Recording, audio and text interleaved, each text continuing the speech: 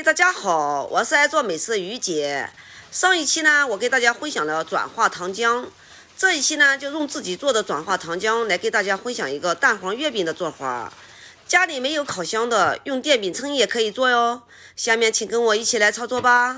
下面来做月饼饼皮部分，这是100克的模具，24个的量。食材有普通面粉500克，转化糖浆330克，花生油136克，碱水20克，白酒几滴。下面除了面粉，把所有的食材全部倒在盆子里，转化糖浆、花生油、碱水，还有几滴的白酒，给它搅拌均匀。搅拌均匀之后，把面粉也给它加进去，再次快速的给它混合均匀。和月饼饼皮的面最好不要下手揉，因为下手揉呢容易起筋。用一个工具给它翻拌均匀，或者是用一个刮刀，这边翻一翻，那边翻一翻，也不要往一个方向搅拌。往一个方向搅拌呢，它也容易起筋。给它翻拌至无干面粉就可以了，就像这样就可以了。下面准备一张保鲜膜，把和好的面给它倒在保鲜膜上，然后用保鲜膜给它包紧。饼皮用保鲜膜包好以后，给它放在模具里，然后放在室温醒花3至4个小时，然后再来操作。趁着洗面的时间，我们来准备一个大碗，然后再整理一个过滤网。借用这个烤网，把我们这个咸鸭蛋给它打开，用这个过滤网给它过滤一下，像这样呢，蛋黄蛋白分离的特别干净。全部打完以后，把这个给它捋一下，这上面的蛋液给它捋掉，然后均匀的摆放在烤盘里。蛋黄全部摆放均匀以后，把上面喷上一点高度白酒。喷白酒呢，能起到增香去腥的作用。蛋黄在喷白酒的同时呢，我们的烤箱上下火也在180度预热着，然后给它放在中层烤个8分钟就可以了。大碗里面的咸蛋白呢，也不要丢掉了，用清水和点面糊，然后呢再加一点蛋白，煎饼吃或者是煮汤吃都是可以的哟。由于时间的问题呢，今天就不一一给大家分享了。趁着烤蛋黄的时间呢，我们把莲蓉馅给它切掉。刚把莲蓉馅倒在案子上，我们的蛋黄已经烤到时间了。先把蛋黄给取出，放在一边备用。为了让大家心里有个谱，我把烤好的蛋黄给称一下，让大家看一下，每一个在17至18克之间。先把莲蓉馅给它搓成长条，搓好了以后，再给它混成大小均匀的小剂子。切好以后，给它称上50克一个。然后给它搓圆，12个50克的称好以后，把摆放在案子上。搓好以后，我们再来称上40克一个的小剂子，然后再搓12个。因为这个40克的小剂子呢，我们给它放入电饼铛里面。电饼铛呢没有那么深，所以呢把小剂子呢做小一点，以免在盖盖子的时候呢压扁。搓好以后也给它摆放在案子上，等一会儿备用。全部搓好以后，下面我们就开始来包蛋黄。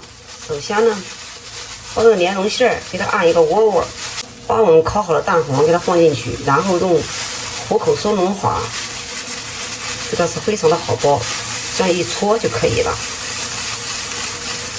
看一下，非常的简单，然后要放这儿备用。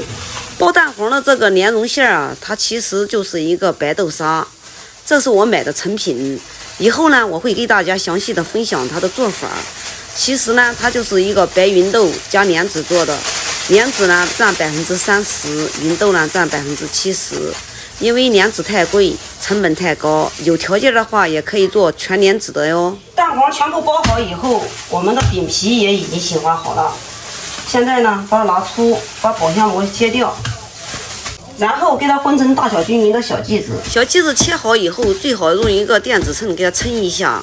把每个小剂子分40克一个，用电子秤称一下呢，这样呢比较均匀。因为呢这个饼皮就是24个的，没有多的。然后呢再给它搓圆，全部都搓完以后，下面我们呢开始包月饼。首先呢，取一个饼皮小剂子，给它放在掌心里，先给它拍成大薄片，然后用右手拿出一个我们包好的莲蓉蛋黄馅儿，然后用左手的面片给它盖住，再翻过来，用手给它整理一下，然后呢，用虎口收拢法慢慢的收口，收好了以后，再次给它搓圆就可以了。你要感觉这一款难度比较大，下面我给大家分享一款新手比较好上手的一种包法。首先呢，取一张保鲜膜或者是不沾油纸放在案子上，取一个小剂子也放在案子上，上面再盖一张保鲜膜，然后用擀面杖给它擀开，给它擀得薄薄的大大的。面片擀好以后，把上面一层保鲜膜给它揭掉，然后放在掌心里，把下面这一层也给它揭掉，然后呢，再取一个莲蓉蛋黄馅放在上面，像这样大大的面片，然后给它整理好以后，给它一捏合，就是你从来没有包过月饼，像这样也非常的好包，非常的容易，给它搓圆就可以了。全部包完以后，我们下面来开始打月饼。首先拿一个月饼生胚，给它放在100克的模具里面，用手给它往下压一压，然后往外一推，月饼就压好了。刚刚压了几个，纹路呢不是太清晰，总感觉是不是这个花片的问题，我又换了一个花片。压完了以后呢，感觉这个纹路啊还是不清晰，后来想一想啊，是女同志啊胳膊没有劲儿。月饼压好以后，烤箱提前预热5分钟，然后给它放在中层，先给它烤个15分钟，烤定型以后，等一会儿还要刷蛋液。接下来呢，把剩余的月饼给它放在电饼铛里面，用电饼铛给它捞出来。首先呢，在电饼铛下面垫一张耐高温的不沾油纸，锅的下面垫上一张耐高温的不沾油纸呢，主要是保护锅上面的涂层。因为电饼铛里面的月饼全都是在电饼铛里面压出来的。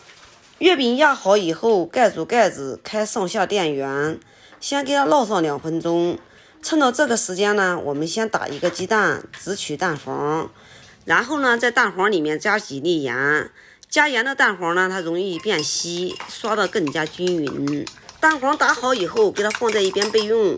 把电饼铛给它打开，检查一下我们电饼铛里面的月饼烙得怎么样了。因为月饼含糖量比较高，刚烙了2分钟，底部就糊了。下一期我还用这种方法和面，做一款电饼铛5仁月饼。全新研究一款用电饼铛烙月饼不糊的方法，相信我感兴趣的小伙伴们，请关注我后期的更新。